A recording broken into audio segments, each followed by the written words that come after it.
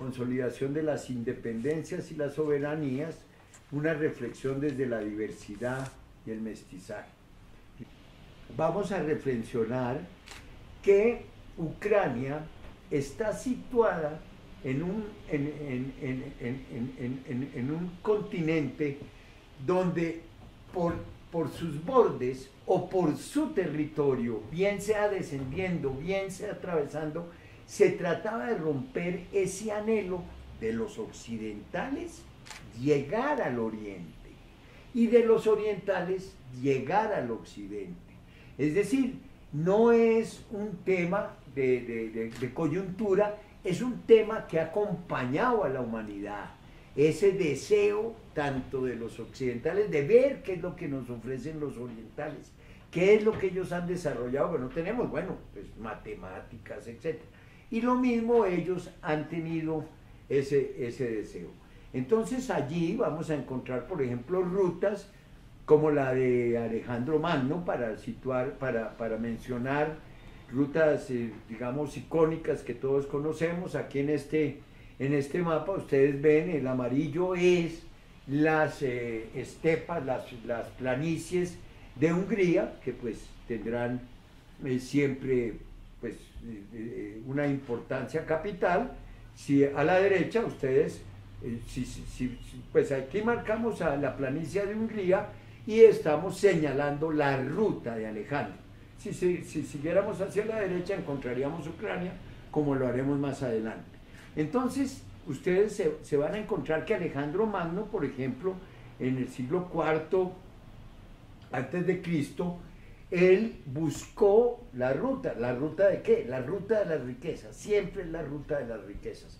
Entonces, pero esa ruta de las riquezas termina teniendo un anhelo intelectual que lo lleva a ¿dónde? Miren ustedes, él primero pasa, ¿sí? El mar Caspio, no es verdad, pero después busca meterse a la India. Aristóteles le decía dónde se terminaba el mundo, hasta dónde llegaba la cultura, pero él iba teniendo otras informaciones. Mire que hay un imperio más allá, mire que hay unas grandes construcciones, etc.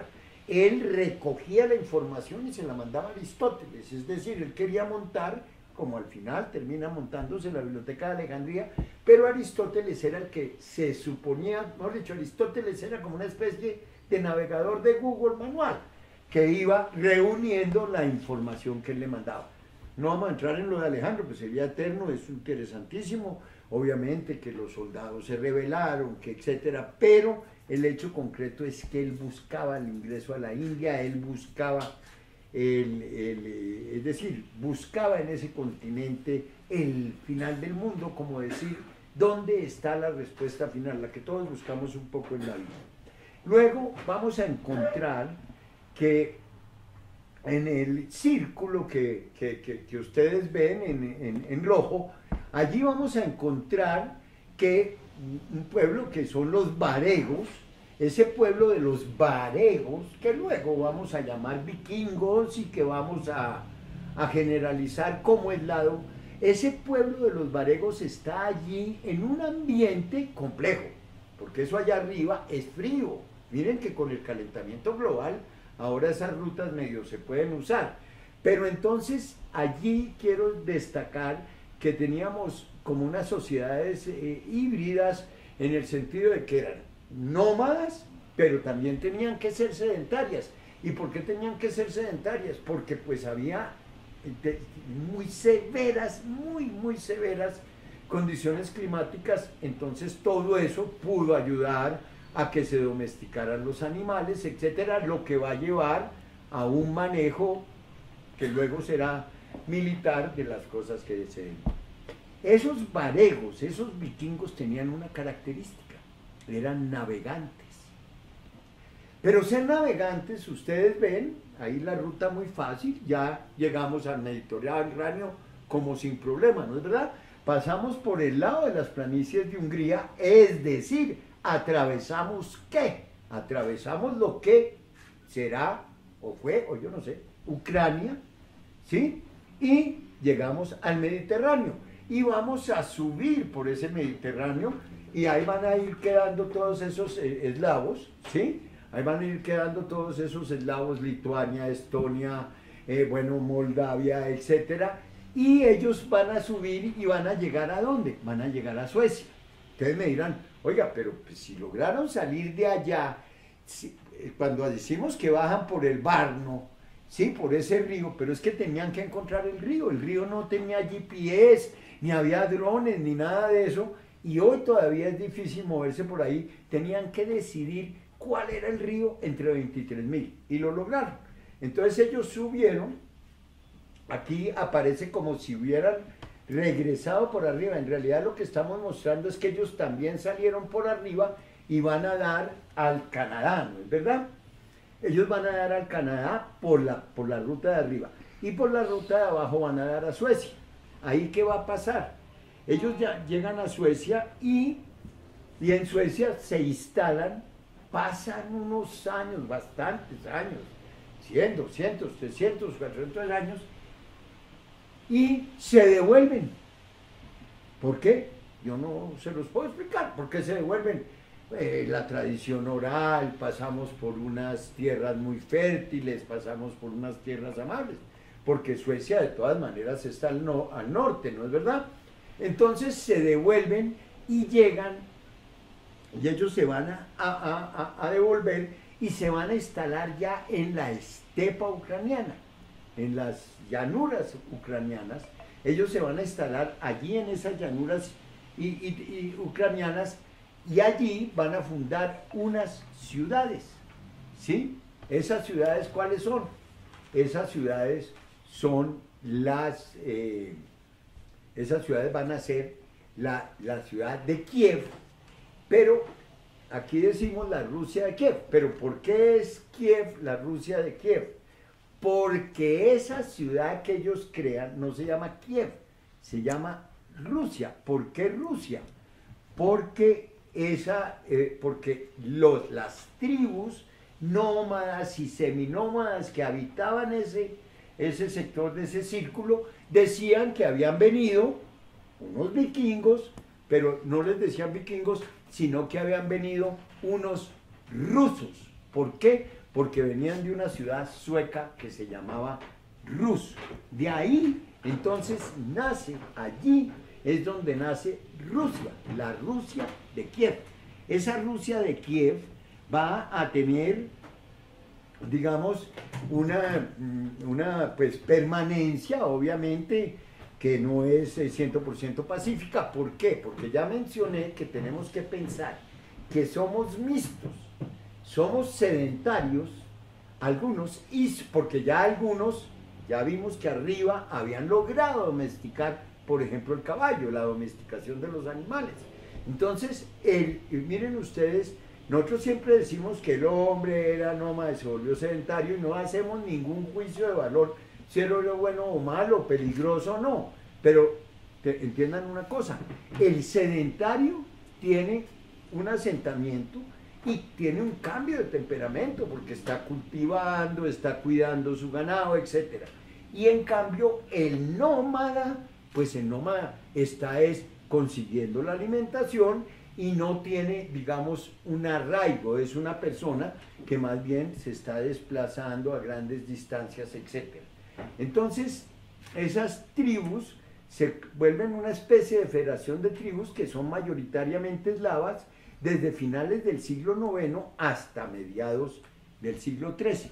Y allí va a pasar una circunstancia. Esa Rusia de Kiev, esa zona que está en todo ese sitio fértil de toda esa estepa ucraniana, vecina de esas planicies húngaras, etc., viene a ser invadida por un pueblo que viene del norte, o unos pueblos que vienen del norte que nosotros conocemos genéricamente como mongoles. Esos mongoles tenían una característica. Como ya dijimos, fue en ese norte que se domesticaron los animales. ¿Y por qué se domesticaron los animales en Eurasia y no en África y no en América? Pues porque muchos de los animales que se podían domesticar y que además de servir para carne, podían servir para transporte, se entendieron como producto de carne y se extinguieron porque por los climas tropicales el caballo particularmente es un animal que no, pues que es sensible a esos climas. Entonces, esos mongoles desarrollan el caballo y desarrollan la forma de cabalgar y descubren que el caballo tiene unas características. Primero, que lo pueden manejar, obviamente el desarrollo. Ahí tenemos a Janssen, que nos habla de la era ecuestre, el gran economista, hoy de Colombia, y pues asesor de la ONU, etc. Entonces,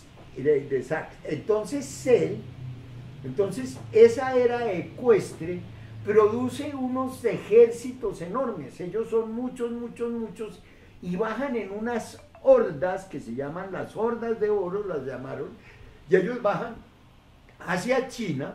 Eso explica luego que se haga la muralla china. Ellos bajan hacia China y conquistan China. Los únicos que pueden entrar y combatir con China son ellos.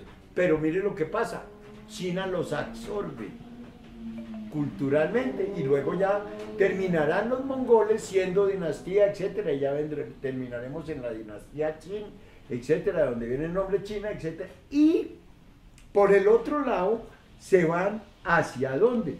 Se van, pues ya vimos, hacia la Rusia de Kiev. ¿Qué pasa? Que en todas las tribus que dijimos que eran mayoritariamente eslavas, hay una tribu que se destaca, que es la de los cosacos. Cosaco significa hombre libre, hombre independiente. Y los cosacos descubren una fórmula: cuando hay un arma, yo necesito neutralizar esa arma. ¿Cómo neutralizo el caballo, que además venía con un aditamento que era el arco curvo? Es decir, ellos desde el caballo disparaban las flechas, muchas, unas hordas, y eso lo podían manejar, todavía sin el estribo será posterior. Entonces, ellos, los cosacos, descubren que el caballo tenía una forma de controlarse, que era ¿cuál?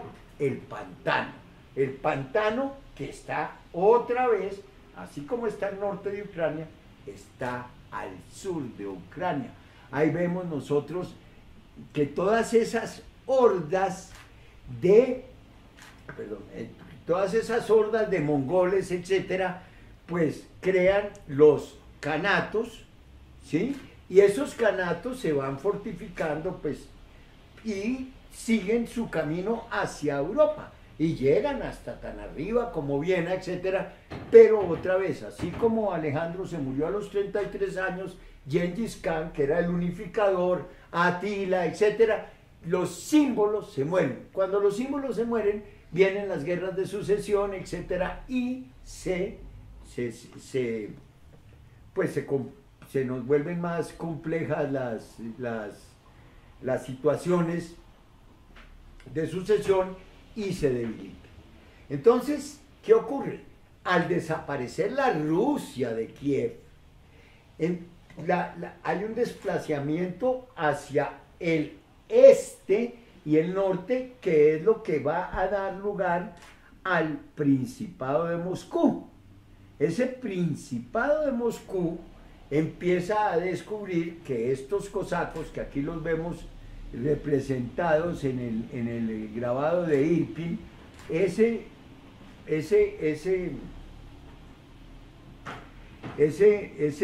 Principado de Moscú empieza a utilizar a los cosacos para doblegar todas las tribus nómadas, seminómadas que los rodeaban, y va consolidando un poder. Ese poder consolidado por Moscú consolida los territorios y terminamos avanzando al punto de que los cosacos, que eran demócratas, aquí en el grabado que estamos viendo, ellos escogían al jefe. Pero entonces llega el momento en que ya en el siglo XVI, ese Moscú consolidado, no se les olvide que hay un antecedente que no va a tocar, que es que en el 1052, etcétera, cuando viene el cisma que Oriente y Occidente, entonces quedamos con la primera Roma, que era pues Roma, Constantinopla la segunda, y vamos a tener Moscú, que es la tercera. No se les olvide que Rusia va a terminar siendo un país profundamente católico, católico ortodoxo, con un patriarca que hoy tiene todo el poder, como lo veremos más adelante. Y no solo el poder, sino que el presidente también es católico, el señor Putin. Entonces, incluso se toma el nombre, porque siempre hay un anhelo, como lo tuvimos también nosotros, nuestra historia eurocentrista, etcétera. Entonces, ahí, ese zarato moscovita ya empieza a realizar grandes reformas.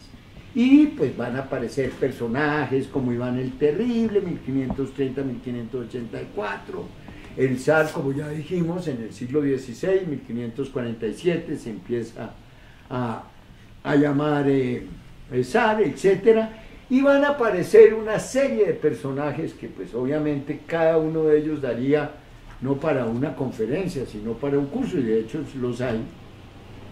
Entonces en el siglo XVII nos va a aparecer Pedro I de Rusia, Pedro el Grande, etcétera, y vamos a buscar, ustedes ven aquí que tenemos el Imperio Sueco a nuestra izquierda arriba. El Imperio Sueco tiene un problemita, si ustedes miran, ahí hay como una entradita del amarillo al morado, esa entradita va a terminar en San Petersburgo. Ese San Petersburgo es un anhelo que van a finalmente lograr los rusos después de que logran derrotar a los suecos en la guerra larga, terminan la batalla de Praslava, etc. Y entonces van a lograr, mire, un puerto, pero es un puerto frío, ojo. Puerto frío significa que es un puerto que se puede usar 3, 4 meses. Quiere decir, para el comercio, para todo, pues es un puerto que tiene dificultades. Pero ese puerto frío tiene un gran significado para Rusia, para ese deseo ruso de engrandecer el imperio. Y entonces llegan y sitúan allí San Petersburgo, pues quienes hayan estado allí o quienes quieran visitarlo, y pues todo se puede hacer por internet. Ese puerto se vuelve clave, a pesar de ser un puerto frío, y allí construyen esa ciudad de San Petersburgo. Uno allá, es una ciudad extraña para mí, para mi gusto, es como desbordada, porque ellos querían ser una ciudad renacentista, pero rusa. Querían tener gótico, pero ruso. Querían churrigueresco, pero ruso, etc. Ahí está, pues, el resultado. Allí Alejandro I es asesinado, el zar. Ese zar era un zar que proponía un zarato parlamentario. Hubiera podido terminar en una especie de Inglaterra, sin embargo lo asesinan. Viene Alejandro II y luego viene Catalina la Grande, que tiene la concepción de crear el imperio. Todos la tenían, pero ella busca, por ejemplo, ahí está el mito de Miranda, que ella le propone: ayúdeme a crecer a Rusia, ayúdeme a modernizar a Rusia, y él dice: no, yo tengo que ir a libertar mi continente, etc. Y ella logra, miren ustedes, ahí ven ustedes la dimensión en el mapa, si bien los mapas no son reales, pero ella coge su amante, ahí, pues todos eran amantes. Entonces era el Potemkin, y lo manda para Crimea, ahí está, y logran el puerto cálido, allá en Crimea, Sebastopol. Hoy están ahí discutiendo eso, pues desde el 2014 ya Rusia la volvió a integrar, etcétera. Pues la historia de Crimea es muy complicada, Yeltsin se la da a Ucrania, bueno, eso es un tema complejo. Como ustedes ven, entonces Catalina II recoge el legado de Pedro I, abre una ventana hacia occidente en la costa del Báltico y lo engrandece hasta el punto de abrazarla con el puntico rojo que vemos abajo, que es nada menos que el Mar Negro, que tiene una importancia absoluta. ¿Por qué? Porque el Mar Negro es un puerto cálido. Puerto cálido significa que yo puedo comerciar, que yo puedo comerciar desde, pues, digamos, los 12 meses. Además, me da toda la entrada por el sur, me permite subir por toda la costa europea, etcétera, y además me da salida, porque no se les olvide a ustedes que en todo este proceso, pues, que hemos dado saltos de gigante de siglo en siglo, pues en todo ese proceso, pues no había sino un camino, que era el Bósforo, ¿no? Entonces el Mar Negro me da una ruta distinta. Muy bien. Entonces, vamos a encontrar que Catalina cambia todo, porque Catalina ya dice un momentico, ya vamos a hacer es la nación rusa, intenta unificar. ¿Por qué hago esa referencia? Porque siempre que se intentan unificar distintas etnias, pueblos, etcétera, distintos mestizos espirituales, pues se exacerban los conflictos. Mientras yo estoy asociado, bien que mal, aunque usted tenga más poder que yo, pues yo me someto si recibo alguna cosa. Pero si no, cuando usted ya me dice, no, usted no es judío, usted no es cosaco, usted no es moldavio, usted en ese momento, ¿yo qué hago? Mi nacionalidad se afirma. Empiezan pues las persecuciones, etc.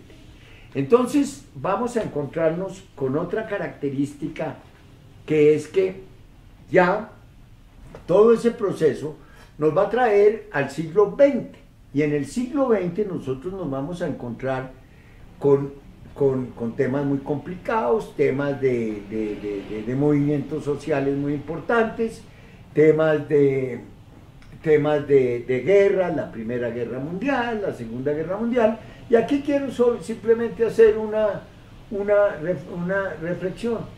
Pacta sunt servanda. Si el pacto no se cumple, las consecuencias son dramáticas.